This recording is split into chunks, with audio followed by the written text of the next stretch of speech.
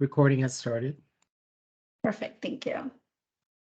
Good morning, everyone. I'm Carla Morales, Vice President of the Arizona Technology Council here in Southern Arizona. I'd like to welcome you all to the Arizona Technology Council April Virtual Series SBIR Speaker Series event. Today, we will discuss how we go beyond agriculture, unlocking the USDA's SBIR programs. The Arizona Technology Council puts over 100 events throughout the year in the Phoenix and Tucson areas. Please make sure you visit our website at aztechcouncil.org to find out more information about upcoming events and also information about membership if you're not already a member. We have plenty of events coming up in 2022. We hope that you will join us for the events coming up. As a matter of fact, this Friday we will be in Tucson having our 12th annual golf tournament on Friday, April 22nd. On Tuesday, April 26th and 27th, we will have lunch and learns.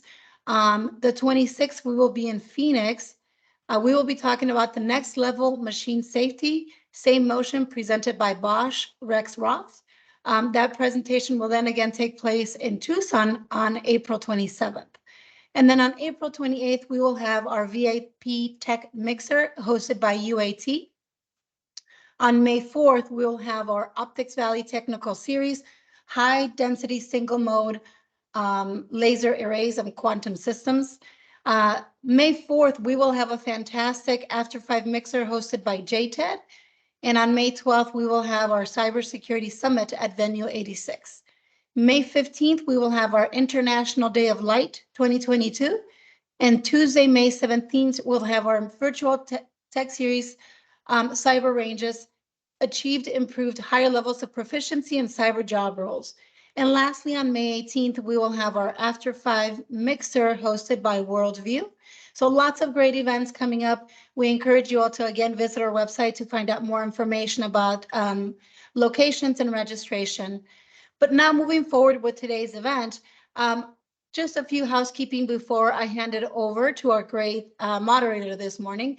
Please make sure to place yourself on mute if you haven't already done so.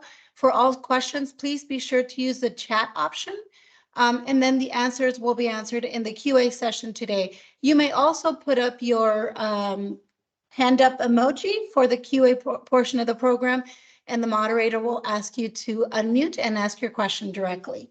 At this point, I'd like to thank the Arizona Commerce Authority for being the presenting sponsor for our virtual SBIR speaker series. The Arizona Technology Council and the Arizona Commerce Authority work hand in hand on many great events, and especially on today's topic of SBIR will continue in the 2022 during our signature events. Now I'd like to hand it over to Kyle Holman from the ACA to introduce the great speakers and take over the event. Kyle, the floor is yours. Awesome. Thank you so much, Carla. Appreciate the introduction. Hi, everyone. My name is Kyle Homan. I'm an analyst with the Arizona Commerce Authority, here to moderate this discussion on the USDA's SBIR program. A couple of housekeeping things on the ACA's end. I want to share a quick link to our website. That will be a link to ACA SBIR resources and upcoming events. Our most soonest upcoming event is on May 4th from 10 to 11. It is on proposing an SBIR application with university partners and/or consultants under the SBIR program. And I also want to take the time to also link to our application for a $3,000 grant for individuals who are interested in applying to SBIR. This grant will go to cover upfront costs associated with the application. You can use it for grant writers, incubator services, any sort of service that would help set yourself up for success in the long term when applying for an SBIR grant award. So I want to share that link as well. And without further ado, I would like to welcome our two speakers for today. The first up, we have Dr. Noura Nehar. She is a program specialist in the Division of Bioenergy at the USDA. She joined recently in the NIFA and working with the SBIR administration team. Prior to the USDA, she was working as an assistant professor of practice in the Department of Agricultural and Biosystems Engineering at North Dakota State University. Her academic background in botany, soil science, environmental, and conservation sciences and skill sets are relevant to biological sciences that combine physical, chemical, and biological interactions of plants, microbes, and soils to ensure economic development while maintaining a sustainable environment. We also have with us today Melinda Kaufman, the USDA's SBIR Program Coordinator. Melinda has been with the NIFA as the USDA Small Business Innovation and Research Program Coordinator since September of 2020. She manages the program, which administers Phase 1 and Phase 2 grants and works closely with the Small Business Administration. Prior to the position, she had spent much of her career working at the University of Kansas, where she worked in social science research, consulting and training, and program evaluation. She was able to develop her research skills with both quantitative and qualitative data, and she also expanded her program evaluation knowledge and became the primary evaluator for the evidence-based and emerging practices for her division. She served as the head research association for a national study organization by Dartmouth University, and through her research and evaluation projects, she became proficient in multiple evidence-based and emerging practices, and she has co-authored multiple fidelity instruments and academic publications. She holds a BS in agriculture from Northwest Missouri State University and an MBA from Benedictine College. She pursued an MBA to further her interest in applying business principles to social problems. She is a strong proponent of data-driven decision-making, project management tools and techniques, and results-based management. The SBIR program combines agricultural research, business principles, and public service, all of which are strong interests of Melinda's. I would now like to formally hand it off to them and allow them to give their presentation on the USDA's SBIR program. Thank you both so much. Take it away. Thank you, Kyle. Thank you so much for your kind introduction. I'm going to share our slide and Melinda will start. Melinda, do you see our slide?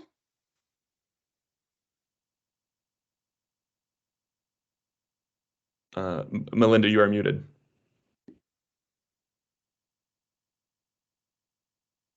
Melinda, do you see our? I'm sorry, I couldn't, I had trouble unmuting, but now I'm unmuted, I think, right? Yes, I can hear you. Do you see the slides? Yes.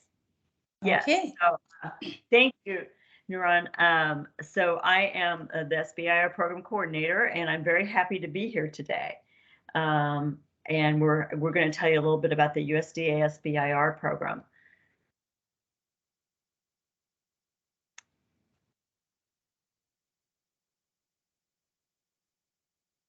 We also will have, near the end of the hour, Dr.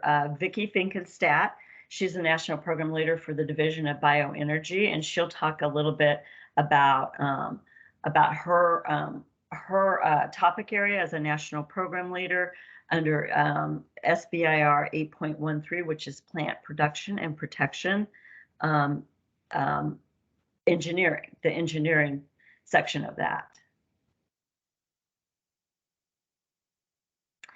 So we are very happy again to be here, to be invited at the Arizona Technology Council and the Arizona Commerce Authority. And we hope that this information that we are getting ready to share with you is beneficial and helpful. And with that, I think I will hand it over to Nuran.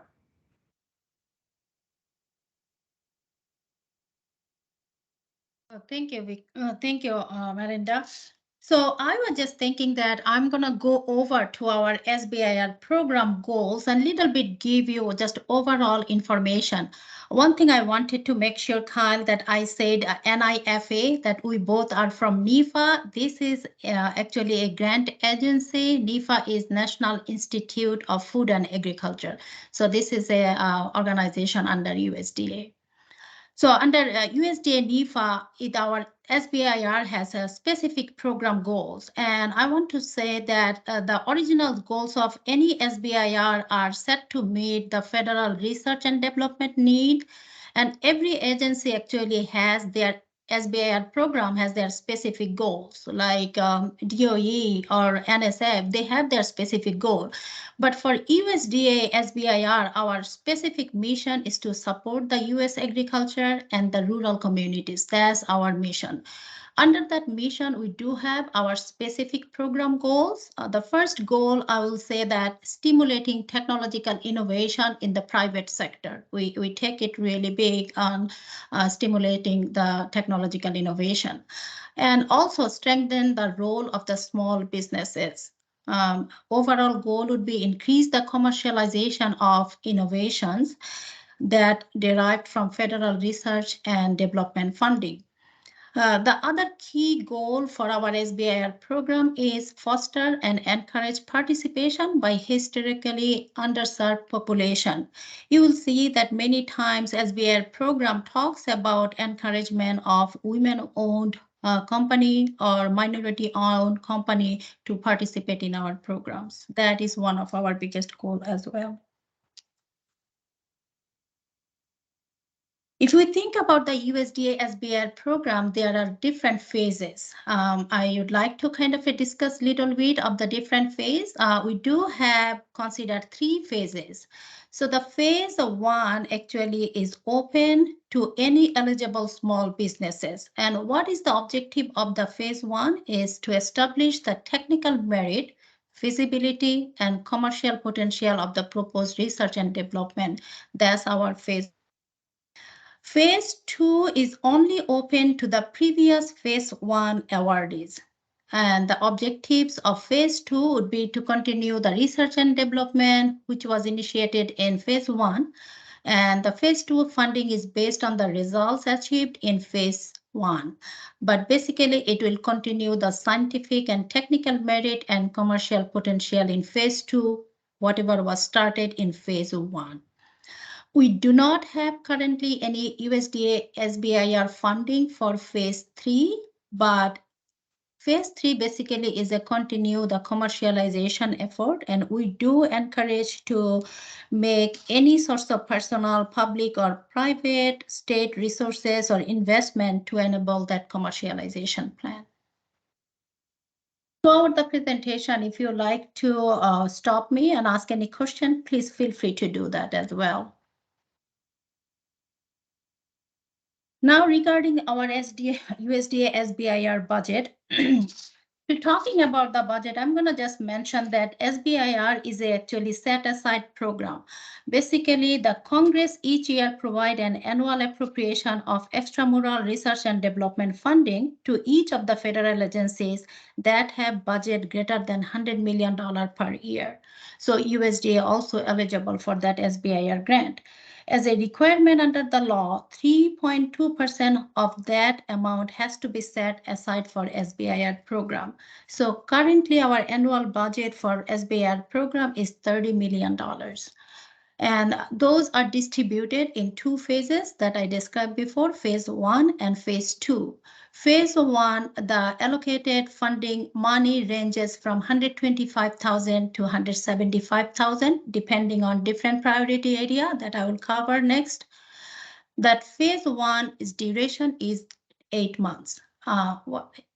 Phase 2 is a little broader and it's a commercialization effort, so it's a little bigger amount. Phase 2 is $600,000 and it's for longer time is 24 months. Other thing I want to mention it here that it looks like 8 months is little shorter, and we know that a lot of our applicants does need little bit higher time in terms of their growing cycles and other things. So for both phase 1 and 2, we do have the opportunity for no cost extension.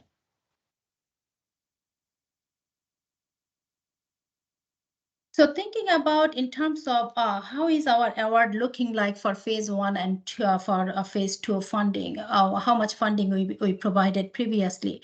For fiscal year 20, it looks like that almost 16% were awarded, 70 awards out of 435 applications. So almost 16% was awarded for phase 1. And fiscal year 21, it was around 15%. We saw that 79 applications were awarded out of 526 applications. Phase 2, you will see that the award amount is a little bit higher, way higher than phase 1, because the number of applications are a little less, because only phase 1 awardee can apply for phase 2. So 29 awards out of 68 applications for fiscal year 20, that's around 43% was awarded. For fiscal year 21, 31 awards out of 64 applications, that's almost 48% was awarded.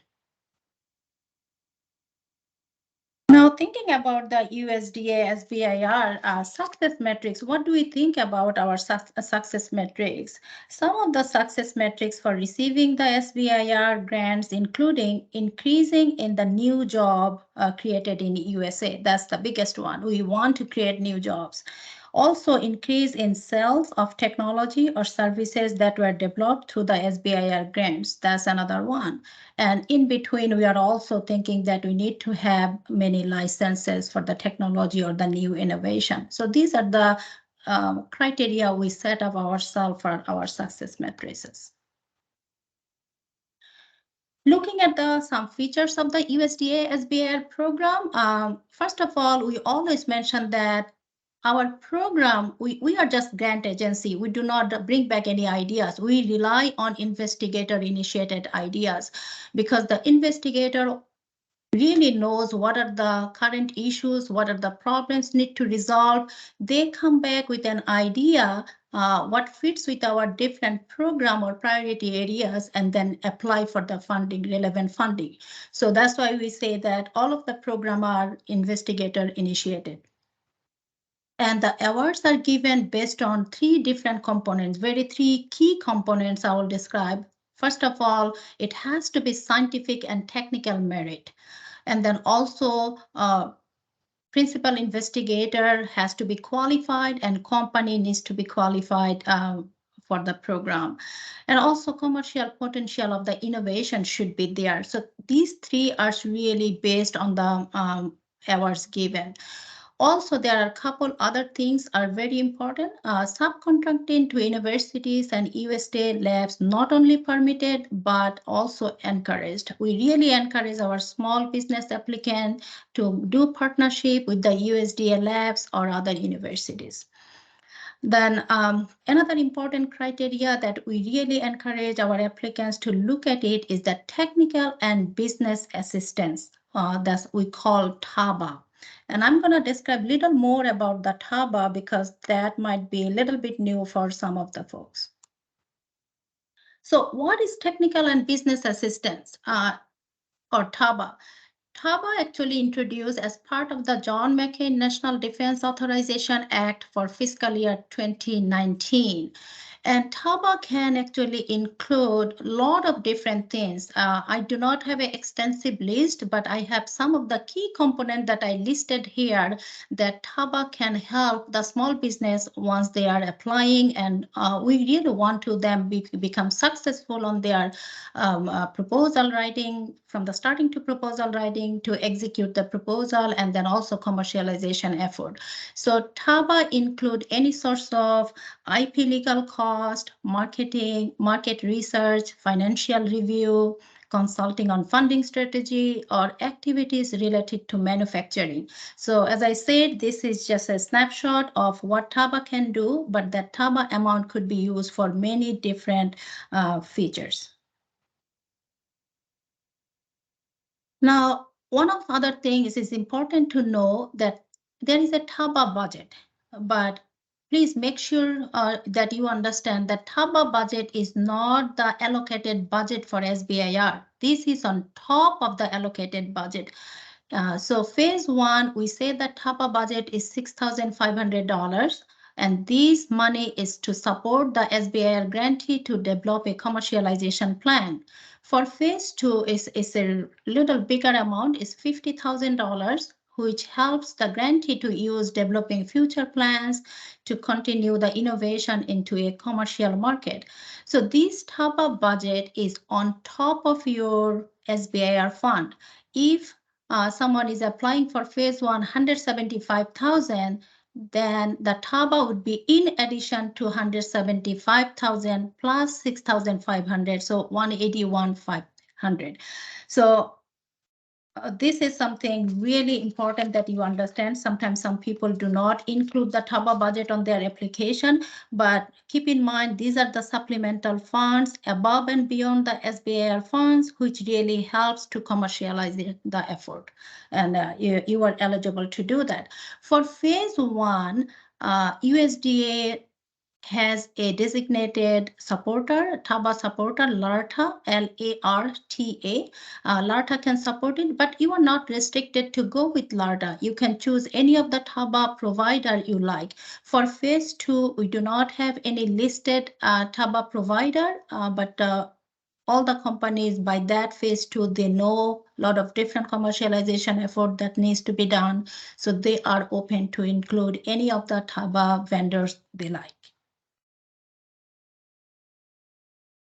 Now I'm going to go back to some of the SBIR topic areas. We do have actually 10 different topic areas, and all the topic areas, the main goal is our enhancing the American agriculture, rural health care, rural healthcare, rural communities, and the environment. That's the basic goal overall.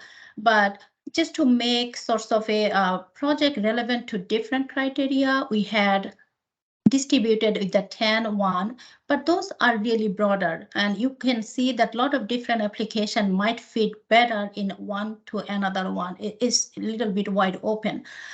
So you can see in here that we do have animal production and protection. That's one of the criteria. It deals with the producers improve their production efficiency, even preventing disease and outbreak and reduce cost of production. All those criteria can be under animal production and protection. We do have aquaculture.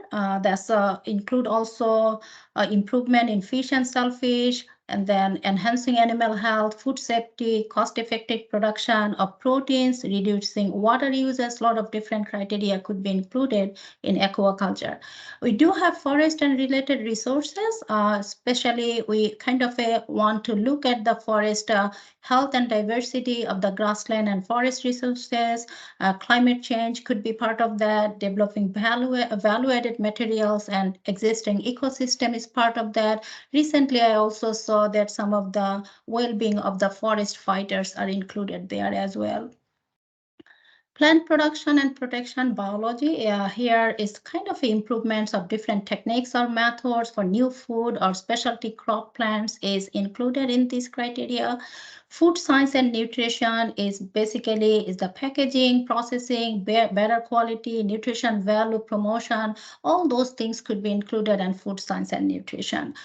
Even the healthy foods, reducing childhood obesity could be part of this nutrition program.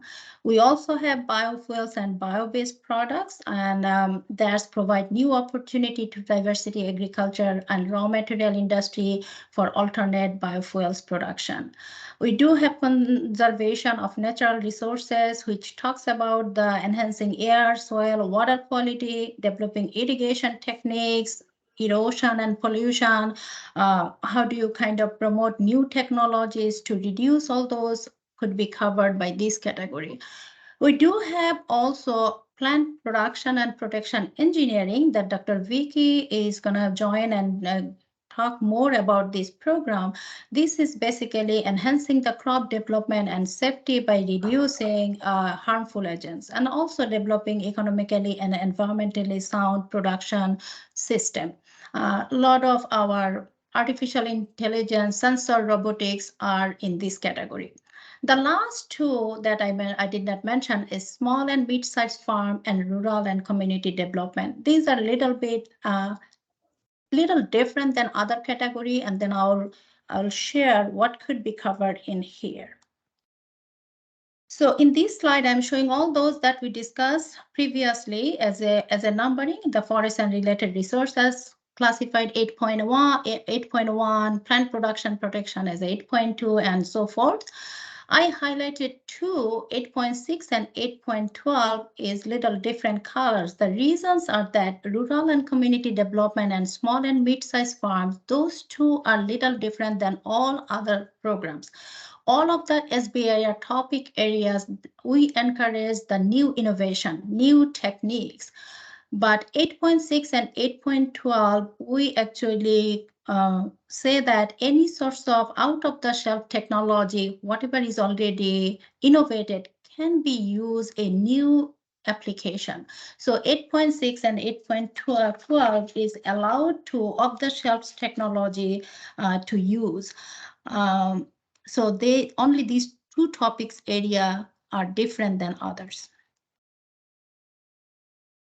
And you also can recall that I mentioned that 125 to 175,000, our phase 1 range, 8.6 and 8.12 was the lower range, 125,000 for phase 1, compared to the other one that you could go until 175,000, because those two programs does not have any new innovation. They could use the out-of-the-shelf innovation.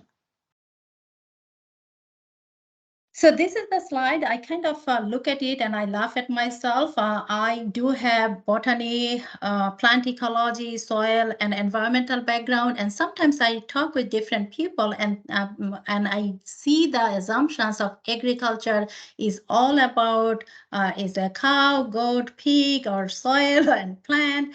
It's not only that, it's all those, but way more than those. So this is kind of a way to saying that in the USDA SBR program, it's not only all these. We kind of see a lot of different components.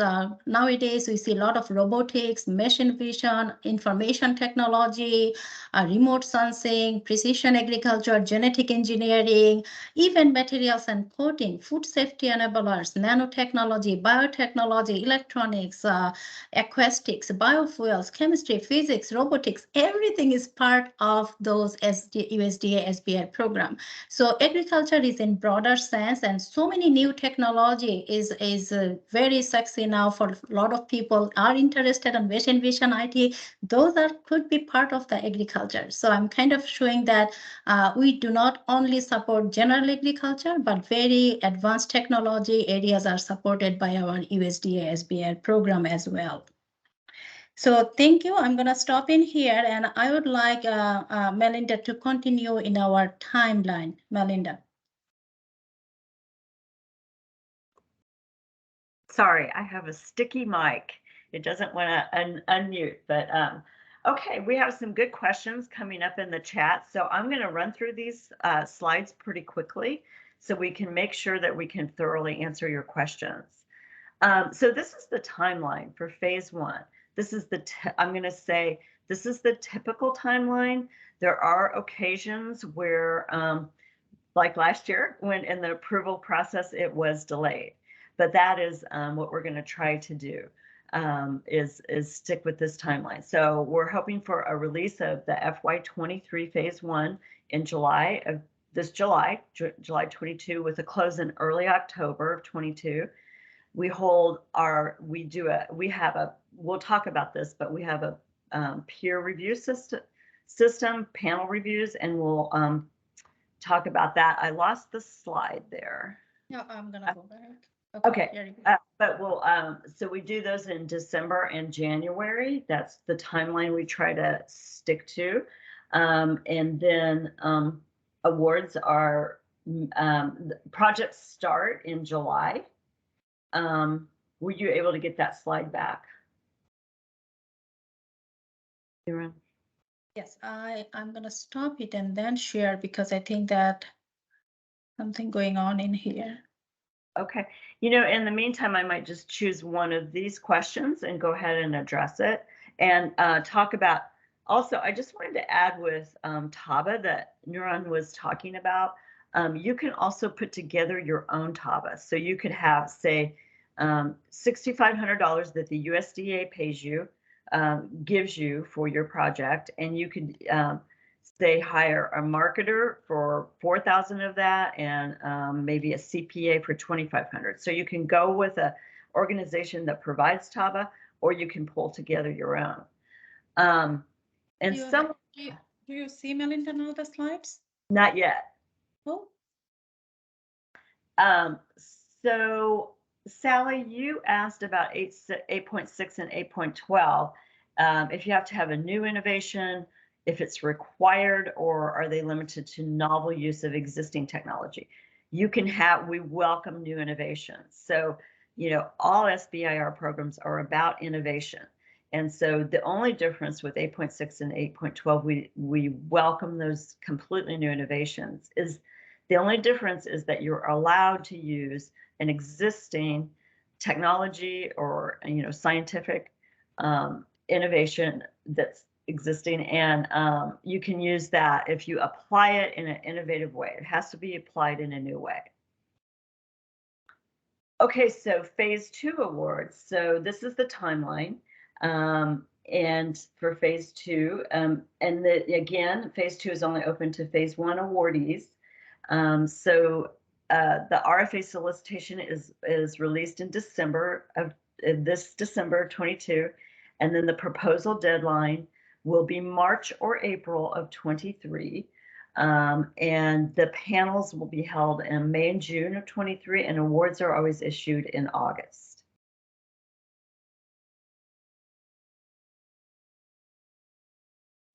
This is just a little bit, this slide is a little bit about the SBIR. Oh, lost it again.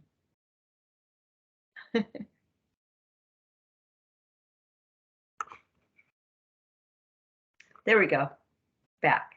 Is about the SBIR review process. So our proposals, we do have that peer review panel that I was talking about. So we get experts from outside of USDA. They can't, sometimes they are from federal labs, but a lot from academia, industry, nonprofits. So we focus on the expertise of the panelists. And then all applicants receive verbatim copies of their reviews. So that's helpful because, we do have, it is highly competitive, and we do have that around 15% success rate. And so those applicants who do not, are not awarded can reapply the next year. And then you can use that feedback that you receive from the reviewers to tweak or improve your proposal and hopefully have a better chance the next year. For phase 2, the application process is a little different. You're only allowed to apply one time for phase 2. For phase 1, you can apply as many times as you like. And then we have university and government scientists' involvement in USDA. I want to talk about that just a little bit.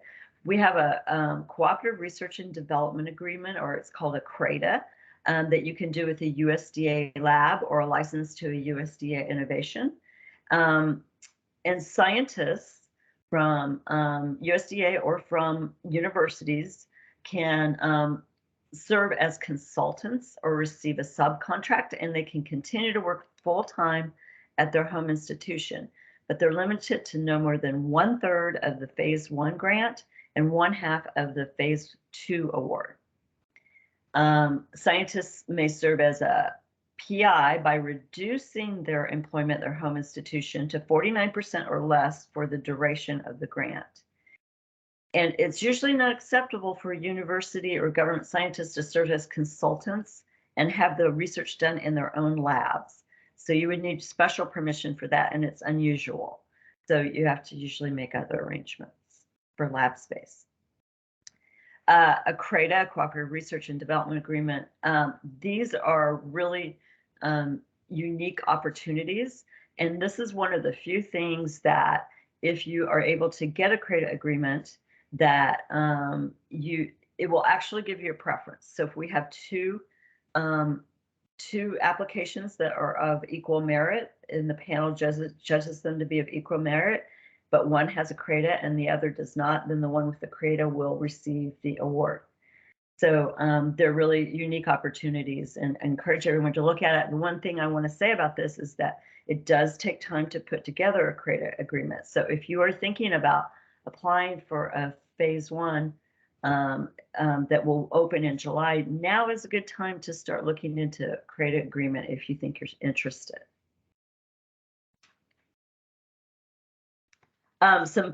These next slides are some factors that improve your chances of award success, and I'm going to run through these really quickly. So make sure that your proposal has high scientific or technical merit along with commercial potential. That's kind of the balance. It has to be both a great scientific idea and have really good commercial potential, and you have to demonstrate each in your proposal. And we do not shy away from high risk, high reward proposals. So don't let that discourage you if you feel that you fall into that category. Having good consultants is important. Having a CRADA agreement was great if you're appropriate for that. You want to go that way. Demonstrating that you have business expertise is important, and having strong letters of support. I highly encourage you to have strong letters of support from phase 3 partners. And also in your proposal, if you can demonstrate that you have a really clear understanding of the way you're going to enter the market and the way you're going to sustain yourself in the market, that would really be an advantage to write that out in your proposal. So the application process for phase 1, you can you want to register with ultimately on grants.gov. In order to do that, you need to register with sbir.gov, and then registering with sam.gov to or complete. If you already have a sam.gov account, then make sure that your renewal is up to date. And sam.gov is the stickler there, where it can take 2 weeks or even up to 7 weeks to get a new sam.gov number. So the sooner you start on that, the better, or making sure that you are renewed or will be renewed by the time you apply. And then after you've done those things, then you just create a grants.gov account. Some more advice: contact the national program leader for your topic area. Nuran went over the topic areas, and if you found one in there that you think would fit, then you can contact that national program leader and ask for a consult. Make sure, please, that you follow the application guidelines for format, page limits, and required documents. We can't move you onto panel if you don't follow those guidelines. It's so important. We had quite a few applications that didn't make it through the administrative review, so please try to follow those. And then just make sure that your application responds to all the review criteria that's listed in the RFA. And you can go to our website, just Google USDA SBIR, and you can download last year's RFA. Don't use that to apply for the next one, but the topic areas will be virtually the same. So you can look at those topic areas and you get a feel for it. The formatting will be different on next year's. So don't use last year's, but you can use it as a guide and to get a flavor for it. So more advice is provide a vision. What is your market opportunity? Focus on the critical enabling factors. Sell the importance of your project and tell us how it aligns with USDA priorities. Those are in the RFA. Provide a detailed experimental plan. We do need proprietary information, so please do provide a detailed experimental plan. And then also for phase 1, provide a little bit of insight into the commercial potential. You'll be working more on the commercial potential in phase 2, but you do need to give us some idea of the commercial potential in phase 1, and show the connectivity with communities, like with the letters from supporters. The next few slides are about application assistance, and I highly recommend at least checking out some of these application assistance resources. They're experienced with SBIR. Many of them are experienced with USDA SBIR, and I think you could find them very helpful. So small business development centers, they're all over. They're in each state. There's 62 of them in total. So of course, some states have more than one, and they provide small businesses with assistance in applying for SBIR grants. And there's their website where you can find them. There are federal and state technology partnership programs, or FAST programs, and they provide funding to help increase the number of awards for women and socially and economically disadvantaged individuals and small business in underrepresented areas. These are very important programs, and that is a link right there to find out more about them. Then we also have SBA growth accelerators, we have incubators and other entrepreneurial ecosystem models that will support small businesses. And this here is my favorite resource that I send people to because it lists all of those. It lists the small business development centers, growth accelerators, FAST programs. And so you just go to this website, plug in your state, and it will fill with all the organizational assistance that is available in your state. And with that, I'm going to hand it back to Nuran. And I'm just going to say, let's be cognizant of the time with Vicki and Nuran about we want to be sure and be able to answer these questions. All right, thank you, Melinda. I'm new in NEFA and working in the new employee in the SBIR program, but I got really excited once I listen and know about the success story about the SBIR program. So recently, this is caught in my eye, and I'm very proud of this, the Prairie Aquatech. So Prairie Aquatech developed the microbially enhanced protein. It's called MePro. A plant-based protein ingredients is a fermentation technology they use to improve feed and food quality. And currently they are producing 30,000 tons of MePro, and this Prairie Aquatic is one of the global leaders in alternative protein ingredient production. So we are very proud of their success. The second recent one is the Sunside Wind. This is a minority-owned company. They develop an advanced extended blade turbine with a novel low mass, low RPM generator. This actually work and compete with the rooftop solar even with the moderate wind areas. And if you kind of look that they have got 7 grants from 2002 to 2014.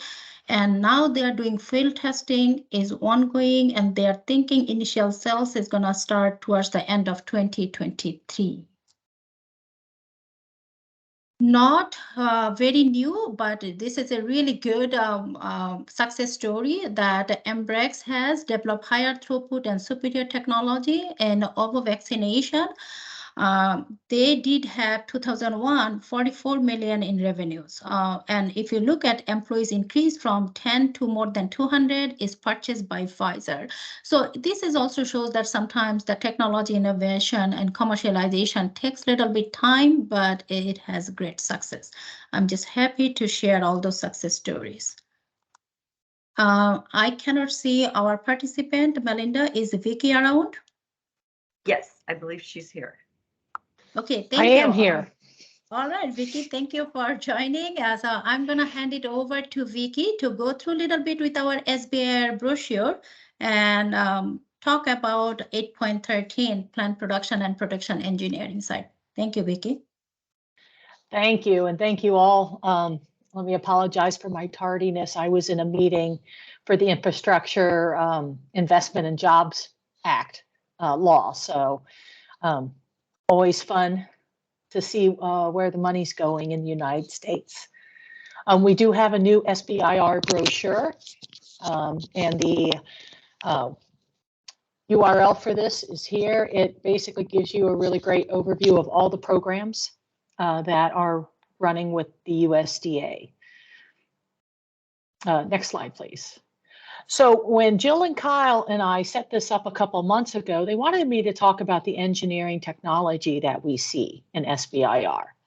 I run the engineering solutions for plant production and protection program area, which is 8.13. You can't have government without having acronyms and numbers. And so this is the type of technology we see in this program. It includes controlled environments, including the greenhouses and horticulture, urban areas, and vertical grow operations, including high and low tunnels. Autonomous vehicles, including drones. These are delivery systems for pest control or fertilizer, harvesting and sorting. Precision agriculture leads to the next slide, where we talk about sensors, both for environmental nutrients emissions, the control systems that take that data from the sensors and then operate, either adding a nutrient or changing the lighting or watering, etc. It becomes automatic. It also has manual applications for media devices. So something that you can basically operate from your phone. We talk about remote sensing, not just the sensor networks, but drones and satellite imagery.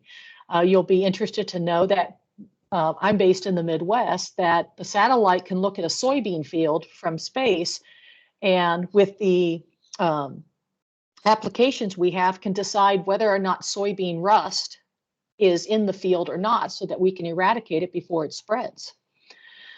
Next slide, please. Of course, there's data analytics, right? Artificial intelligence and machine learning for those control systems. We talk about voltaics, energy systems that can be designed specifically for controlled environments. It includes aquaculture operations for both seafood and algae for food and fuel. It also includes hydroponics, or aeroponics for that matter.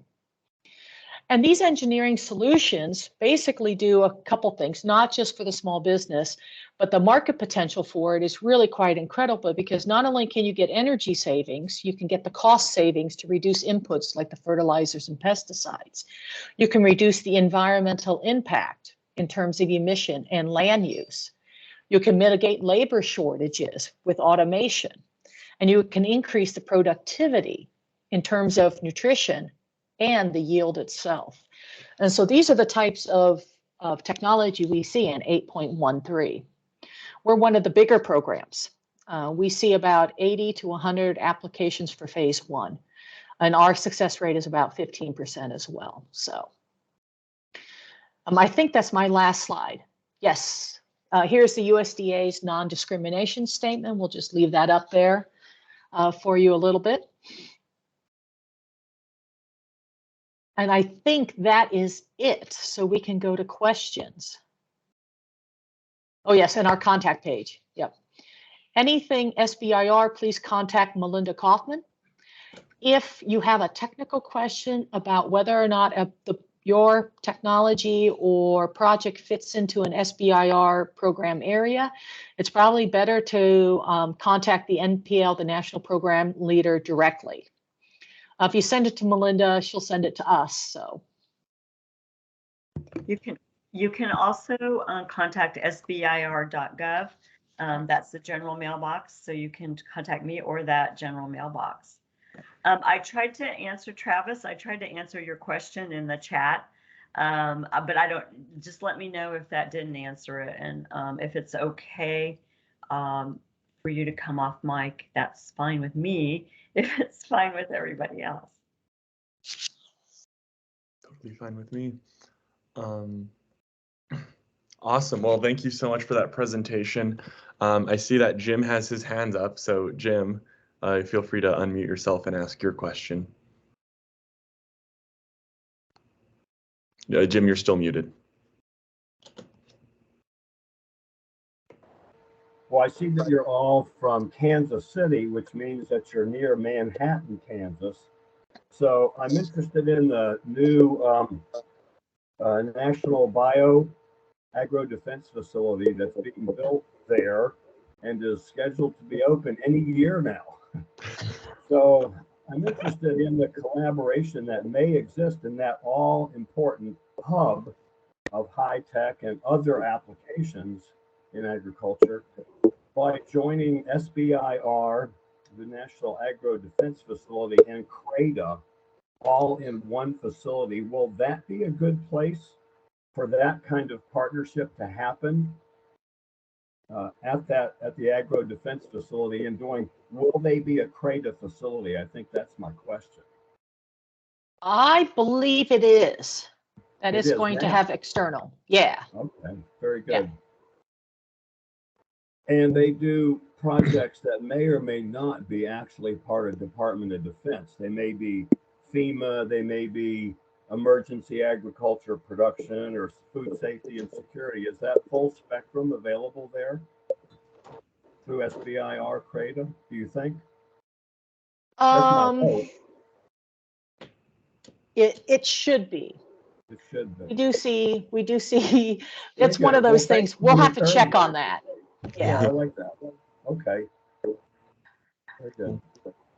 I've never had this many people from Kansas City, Mo, all in one place.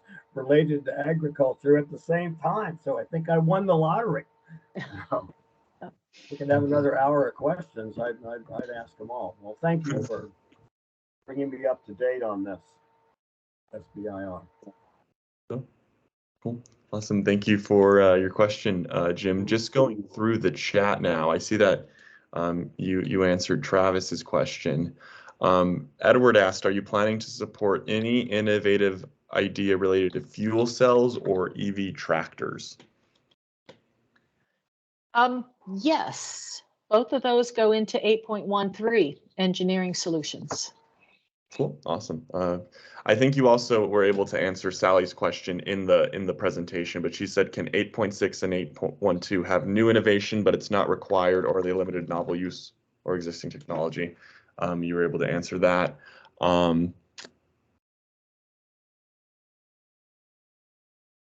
Cool. It looks like that's all the questions in the chat. A few, oh, it looks like Paul has his hand up. Paul, go ahead and ask your question. Yeah, thanks, Kyle. I was just wondering if one of you could elaborate on, you said that collaboration with universities was encouraged. Can you just elaborate a little bit on how a small business would work with a university? You can work with a university. You can contract with a university as a consultant or a subcontractor, and that's limited to 1/3 of your phase 1 grant you can use for that. It's really common for SBIR awardees and applicants to partner with a university to carry out the proof of concept research. Great, thank you. And just kind of following up on that question, if it goes over that 30%, are you able to make that through an STTR as well? Well, we are currently in the process of finding out whether we are going to be adding an STTR program. So that is, we don't officially know yet, but STTR programs do have a little bit different. The split between the business and the university is different. So what I can say is stay tuned to our SBIR USDA website, and we'll find out. When we find out for sure, we'll let you know if we're going to add a STTR program. Awesome. Thank you. Will these, by the way, will these slides be able to be released to the attendees? Yes. Sure. Well, perfect. Yeah.